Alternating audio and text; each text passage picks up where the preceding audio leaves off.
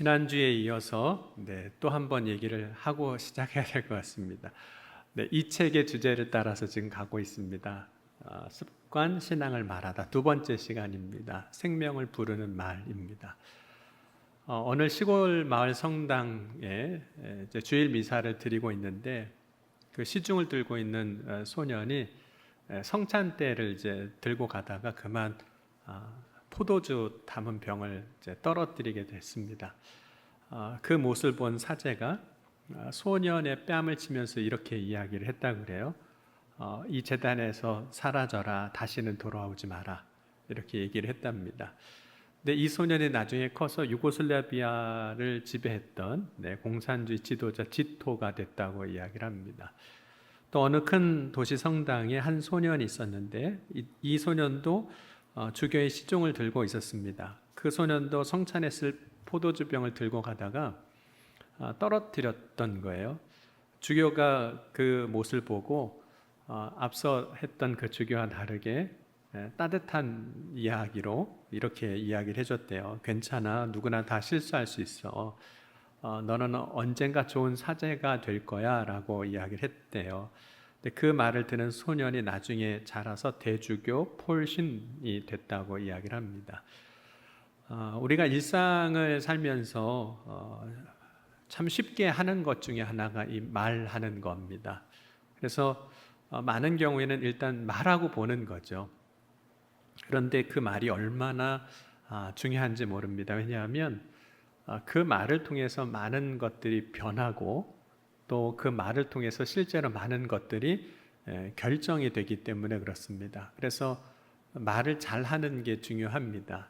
특별히 말은 사람을 살리기도 하고 죽이기도 하는데, 여기서 살리고 죽인다는 것은 실제로 우리 육신의 생명을 살게 하고 죽게 한다는 그 직접적인 의미보다는 그 말이 사람에게 어떤 영향을 주느냐, 그 말의 영향력이 어떤 것이냐를 이야기하는 겁니다. 이스라엘 백성들이 이제 가나안 땅으로 가기 전에 광야 생활할 때 하나님께서 각 지파의 지도자를 한 명씩 세우시고 그들이 이제 가나안 땅을 40일 동안 정탐을 하게 됩니다. 그때 40일을 정탐하고 온 그 정탐꾼 가운데 여호수아와 갈렙의 경우는 믿음의 말을 합니다. 그곳을 하나님이 주셨으니까 우리가 믿음으로 가자라고 이야기를 하지만 나머지 10명의 정탐꾼들이 이제 원망하는 말을 합니다. 그 내용이 이제 민수기 13장, 이제 오늘 함께 읽은 14장의 전에 있었던 사건입니다.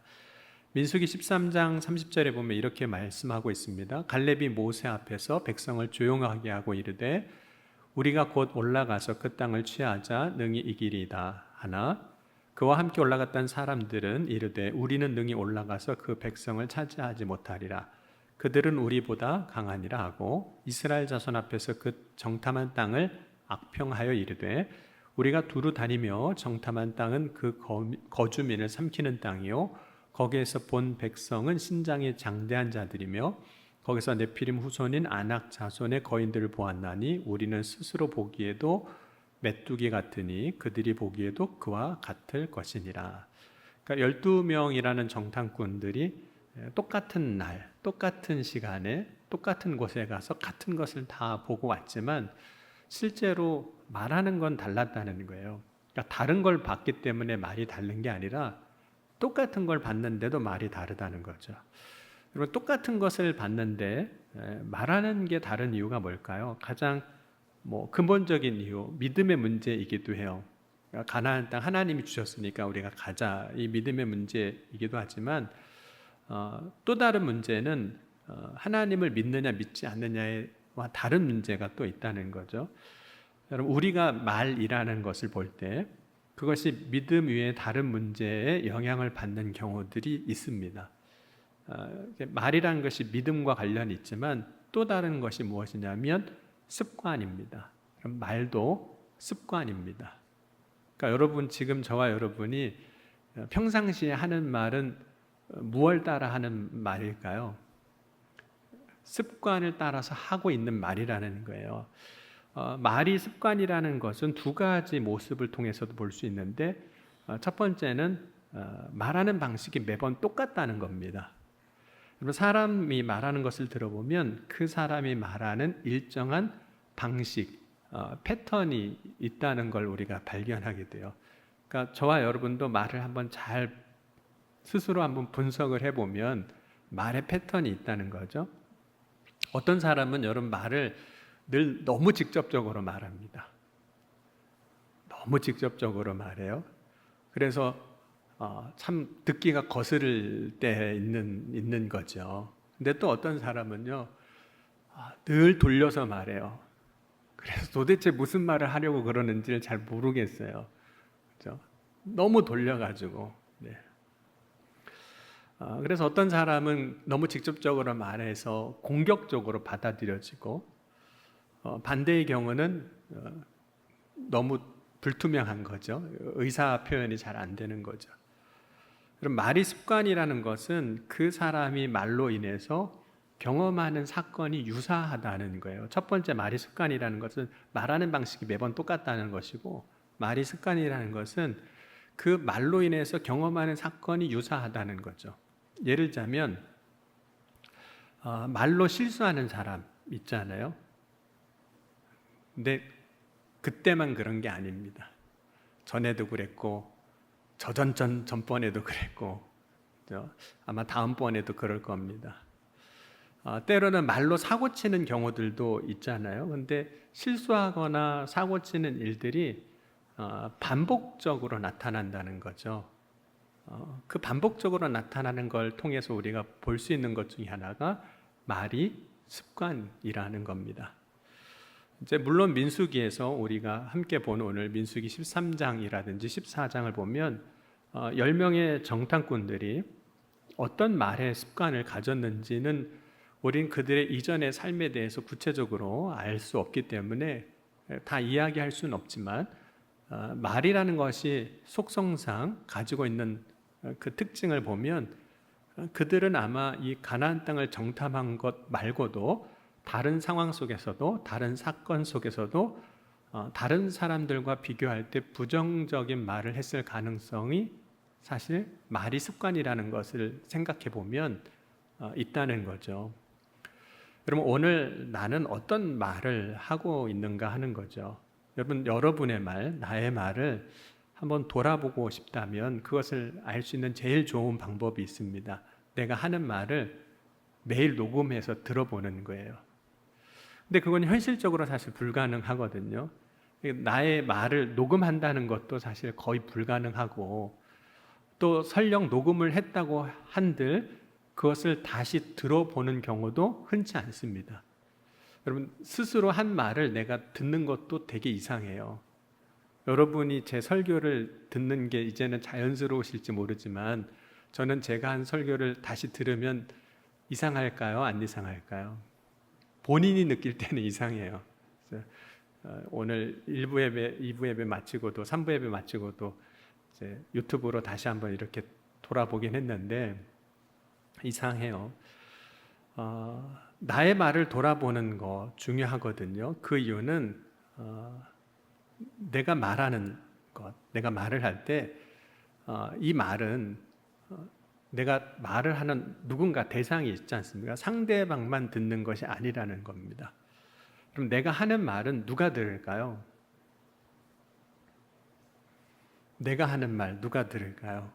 오늘 함께 본 말씀 다시 보면 하나님이 들으시는 거죠. 내가 하는 말 하나님이 동일하게 들으십니다. 여러분, 내가 하는 말, 우리가 하는 말 하나님이 이제 들으시잖아요. 그런데 듣는 것으로 끝나면 그나마 좀 날 수도 있어요. 그런데 하나님은 오늘 들으시고 그것으로 끝내지 않으신다고 말씀하셨거든요. 오늘 말씀을 다시 보면 이렇게 말씀하고 있습니다. 내 귀에 들린 대로 너희에게 행하리라고 말씀하신 거예요. 속담에 말이 씨가 된다는 그런 말이 있습니다. 그 속담을 우리가 말씀으로 한번 바꿔서 표현한다면 이 말씀이 될 수 있을 것 같아요. 내 귀에 들린 대로 너희에게 행하리라고 하신 말씀인 거죠.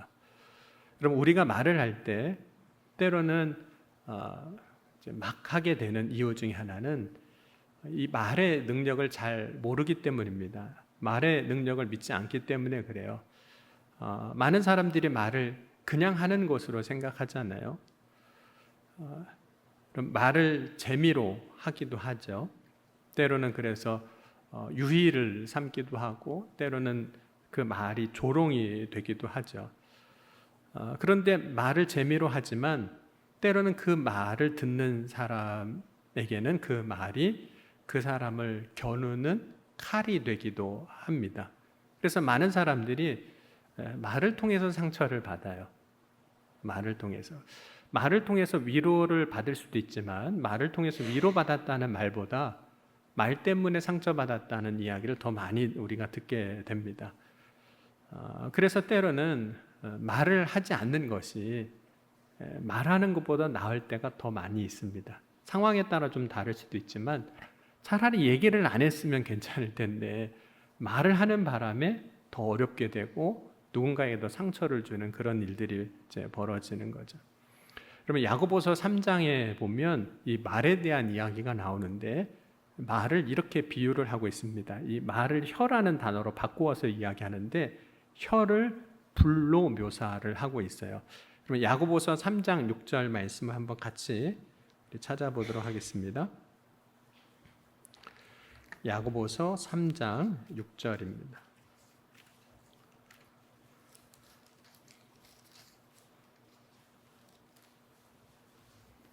야고보서 3장 6절 같이 한번 읽어보겠습니다. 혀는 곧 불이요 불의의 세계라. 혀는 우리 지체 중에 온몸을 더럽히고 삶의 수레바퀴를 불사르나니 그 사르는 것이 지옥 불에서 나느니라.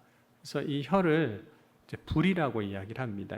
그런데 이 불을 뭐라고 그러면 지옥불로 이야기해요. 모든 걸 다 그냥 살라버리는 지옥불. 실제로 말로 인해서 다른 사람을 분노하게 하기도 하죠. 때로는 말 때문에 분쟁하고 싸우기도 하고, 결국 말 때문에 전쟁을 일으키기도 합니다. 또 말이 사람을 죽이기도, 살인을 하기도 합니다. 여러분, 고린도전서 13장을 우리가 이제 사랑장이라고 부르거든요. 사랑은 이렇게 시작이 됩니다. 그런데 사랑이 없는 말을 뭐라고 표현하고 있냐면, 소리 나는 굴이 울리는 꽹가리라고 이야기를 하고 있습니다. 사랑 없는 말을 그렇게 얘기하고 있어요. 그럼 만약에 여러분의 귀에 누가 막 꽹가리를 친다고 생각해 보세요. 어떨까요? 사랑 없는 말이 꽹가리래요. 여러분 귀에다가 누가 사랑 없는 말, 꽹가리를 막 친다고 생각해 보세요. 괴로운 소리일 뿐이에요. 시끄러운 소리가 되죠. 그러니까 우리가 말은 하지만 그 말이 누군가에게는 그런 꽹가리 소리가 될 수 있다는 거죠. 그러니까 말이 갖고 있는 힘, 영향력이 있습니다. 그럼 무엇이 말의 능력일까요? 이제 말의 능력이라고 할 때, 하나님의 창조 과정을 보면 하나님이 모든 것을 이제 말씀으로 이 세상을 창조하셨습니다. 근데 하나님이 말씀으로 이루셨다는 것은 단순히 하나님의 능력이 얼마나 대단한지에 대한 이야기를 하는 것만은 아닙니다. 모든 것이 말씀을 통해서, 말을 통해서 시작이 됐다, 이런 의미입니다. 여러분, 지금도 어떤 것이 시작될 때에는 그 시작점을 한번 잘 이렇게 찾아가 보면 말을 통해서 시작이 된다는 거죠. 말하지 않는 것이 어떤 것으로 시작되지 않습니다. 그러니까 말하지 않은 것이 사건화되지 않는다는 거예요. 말하지 않는 것이 어떤 일로 이루어지지 않는다는 거죠. 우리가 어떤 일을 할 때도 보면 그 시작에는 뭐가 있을까요? 말이 있는 겁니다. 말로부터 시작이 돼요. 그것이 뭐 지시일 수도 있어요. 누가 이렇게 해라라고 하는 그 지시, 그 말로부터 어떤 일이 시작이 될 수도 있고, 혹은 명령이 될 수도 있죠. 혹은 우리가 뭔가를 하겠다고 계획하는 것, 그것도 결국은 말로 시작이 되는 겁니다. 혹은 어떤 상황에 대해서 설명하는 것, 그것이 이제 말로 이루어지는 거죠. 뿐만 아니라 어떤 일이 구체적으로 이제 명시가 되지 않았다 할지라도, 그러면 꿈이라고 말하는 것, 비전이라고 말할 수 있는 것도 결국은 꿈은 무엇으로 설명될 수 있을까요? 말로 시작이 되는 거예요. 말로 설명되죠. 여러분, 말하지 않고 꿈과 비전이 드러나지 않습니다. 이 말로 시작이 되는 겁니다. 그럼 하나님이 아브라함에게 이제 말씀을 하시거든요. 창세기 12장 1절에서 2절에 보면 여호와께서 아브라함에게 이르시되 너는 너의 고향과 친척과 아버지의 집을 떠나 내가 네게 보여줄 땅으로 가라. 내가 너로 큰 민족을 이루고 네게 복을 주어 내 이름을 창대하게 하리니 너는 복이 될지라. 하나님이 이제 아브라함을 부르시는 장면입니다. 하나님이 아브라함을 부르시고 말씀하실 때 그 내용을 보면 이제 가라는 명령도 있지만 아브라함을 향한 축복의 말씀이 있습니다. 우리 창세기 12장 1, 2절 한번 다시 보겠습니다. 창세기 12장 1, 2절 보면서 하나님이 주시는 축복의 말, 선포가 무엇인지를 한번 찾아보셨으면 좋겠습니다. 창세기 12장 1절, 2절입니다.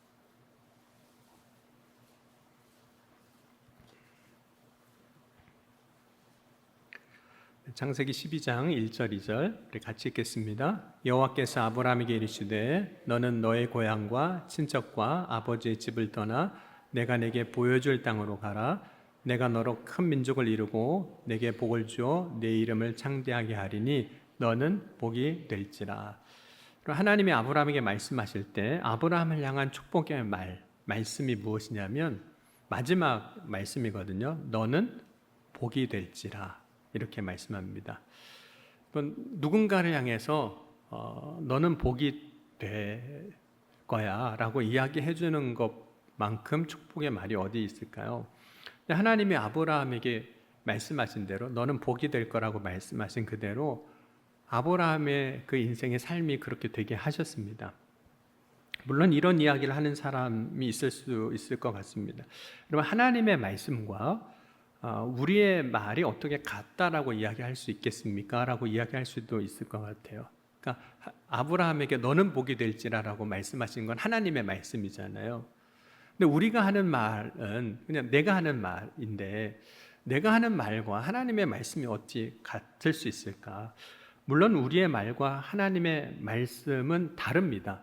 그 권위도 다르고 그 능력도 다른 거죠. 그런데 우리가 하는 말을 오늘 민수기 14장 28절을 빗대어서 생각해 본다면 어떻게 들을 수 있냐면 우리가 하는 말은 누가 들으신다고 그랬죠?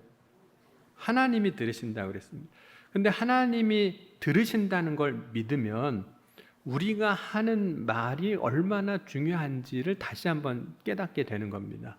다시 민수기 14장 28절을 보면 이렇게 말씀하고 있어요. 그들에게 이르시기를 여호와의 말씀이 내 삶을 두고 맹세하노라. 너희 말이 내 귀에 들린 대로 내가 너희에게 행하리니. 여러분, 우리의 말에는 사실은 뭐 대단한 힘이 있는 건 아닙니다. 우리의 말과 하나님의 말씀의 권위를 우리는 비교할 수 없습니다. 그런데 그럼에도 불구하고 내가 하는 말이 그냥 하는 말이 아닌 이유는 내가 하는 말로 하나님이 들으시고 하나님이 역사하신다고 하셨기 때문에 그런 거죠. 그러니까 여러분, 우리가 내가 말한다고 그 말에 힘이 있는 건 아닙니다. 그런데 내가 하는 말을 들으시는 하나님이 역사하시는 것은 내가 하는 말과는 다른 거죠. 그러니까 여러분, 옆에 있는 분에게 오늘 한번 이렇게 축복하는 말을 한번 해보셨으면 좋겠습니다. 하나님이 아브라함에게 너는 복이 될지라 이렇게 말씀하셨는데 뭐 꼭 그거는 아니라 할지라도 한번 옆에 있는 분들에게 하고 싶은 축복의 말을 다 한번 해보셨으면 좋겠습니다.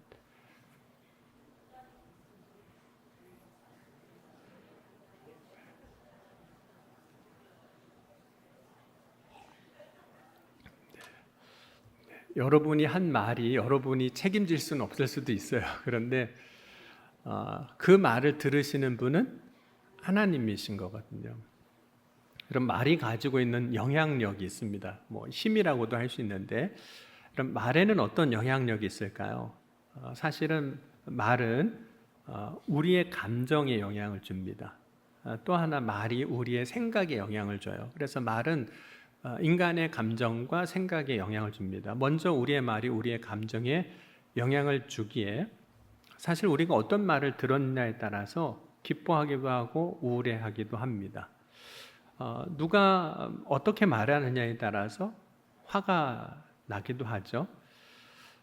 여러분, 누군가 막 화내게 하고 싶으면 악담하면 됩니다.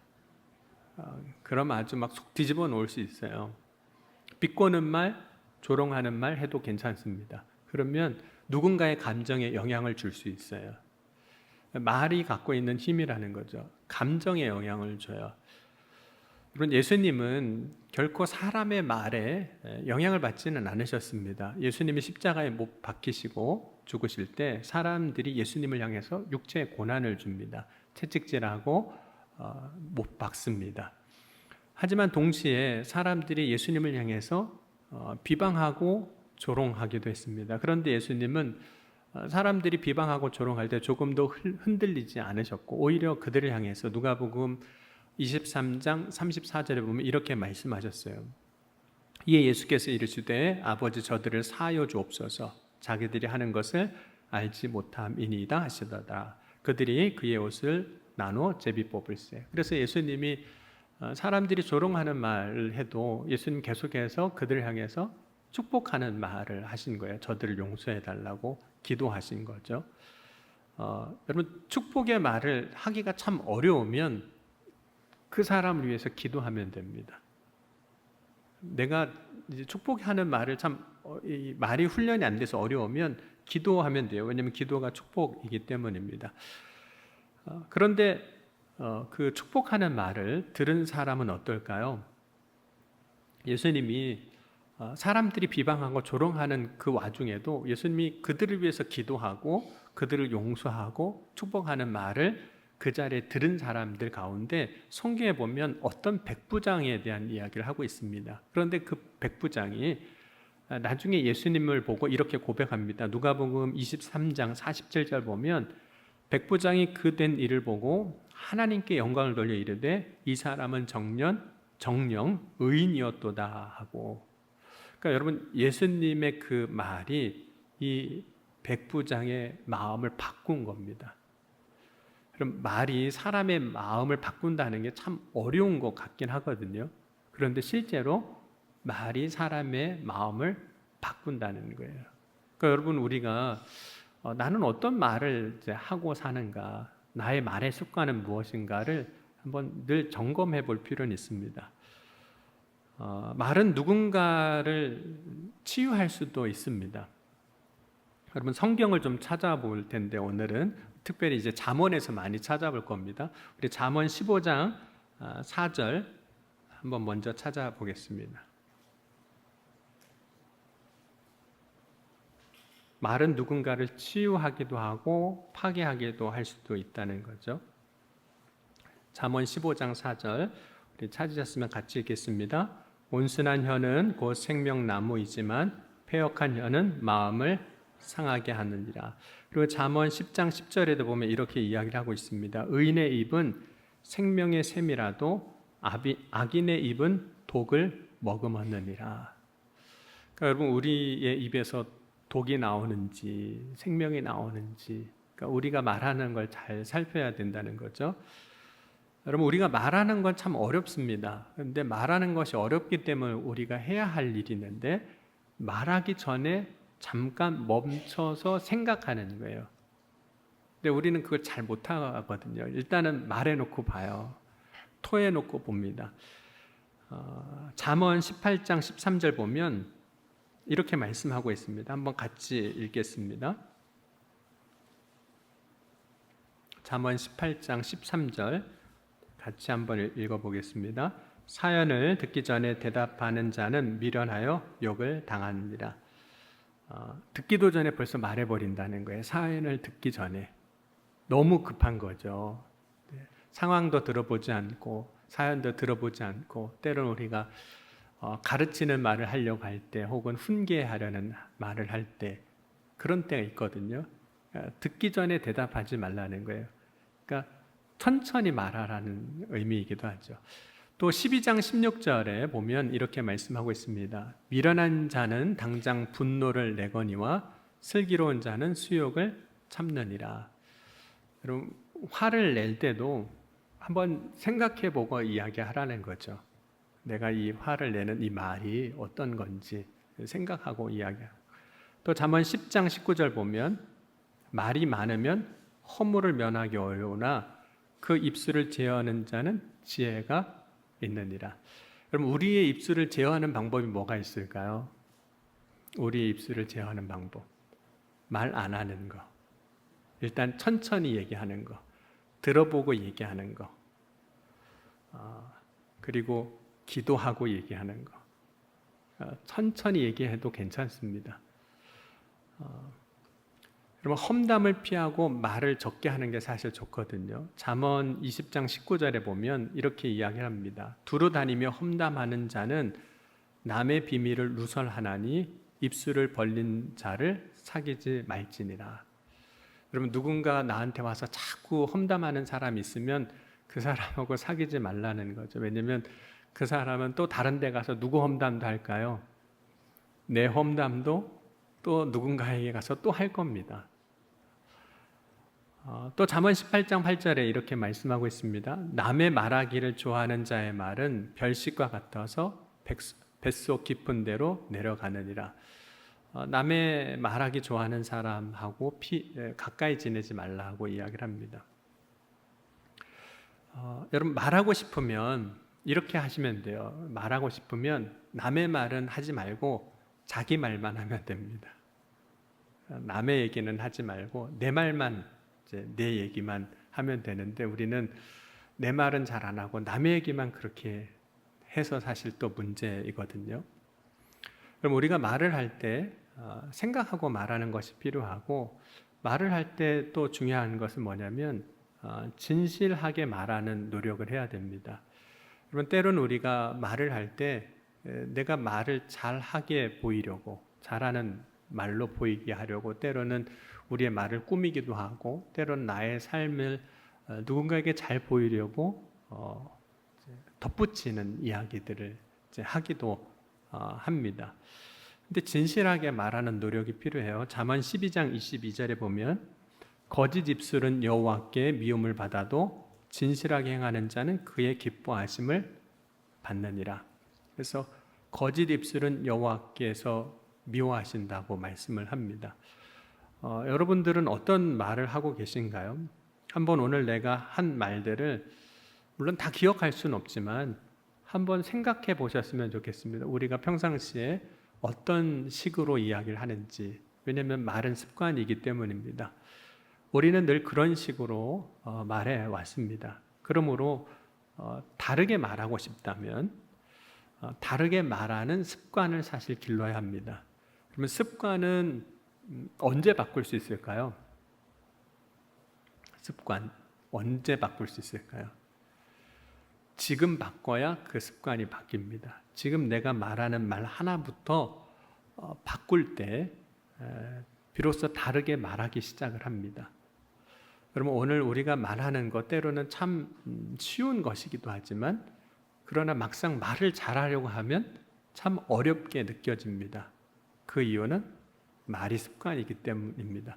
습관 바꾸기 결코 쉽지 않습니다.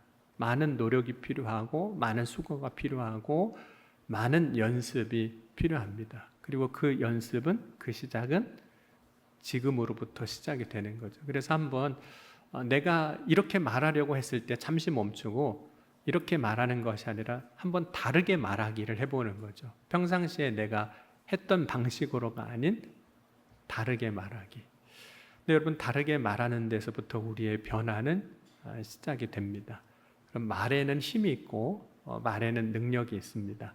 오늘 저와 여러분의 말이 죽이는 말이 아니라 살리는 말, 생명의 말을 할 수 있는 저와 여러분이 될 수 있기를 주의 이름으로 간절히 축원합니다.